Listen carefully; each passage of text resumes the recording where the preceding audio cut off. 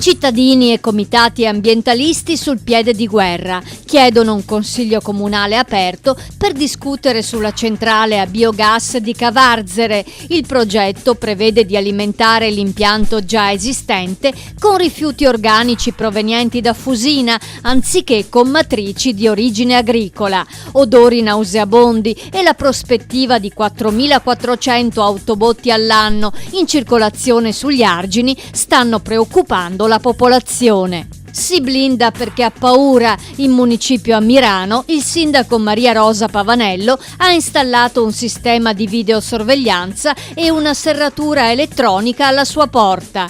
L'ha fatto, ha spiegato, dopo aver subito minacce da parte di persone piombate all'improvviso nel suo ufficio, ma l'opposizione va all'attacco. Senza cartelli che informano che l'area è videosorvegliata, si viola la privacy.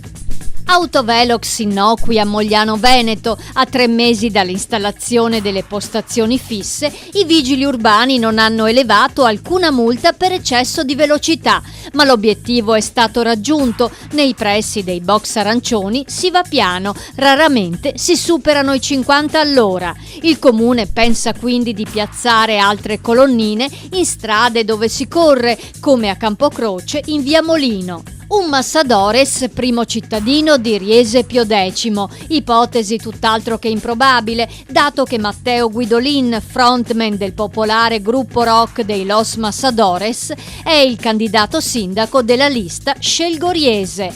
35 anni, una laurea in lingue orientali e un lavoro di export manager per un'importante azienda orafa, Guidolin è convinto che dopo 20 anni di amministrazione leghista, per Riese sia arrivato il momento di cambiare musica. Ancora spaccate notturne in vari negozi del centro di Padova, tanto che i commercianti riprendono le passeggiate di controllo e ora arriva anche la proposta dei bar, quella cioè di lasciare i locali aperti fino all'1 e non fino a mezzanotte, come prevede l'ordinanza di Zanonato. Un modo semplice per tener lontani i malviventi, visto e considerato che solo in Piazza dei Signori i bar sono una dozzina, per un totale di 1.000 posti a sedere in plateatico. Operazione riuscita. In pochi minuti l'oratorio di San Francesco a Tremarende, comune di Santa Giustina in Colle, è arretrato di 1,78 m dalla strada,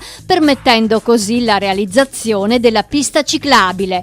Una volta tagliate le fondamenta, il manufatto, 550 quintali di peso, è stato imbrigliato, quindi tirato, facendolo slittare su 2 binari. Lo spostamento è stato applaudito con entusiasmo dai giustinensi.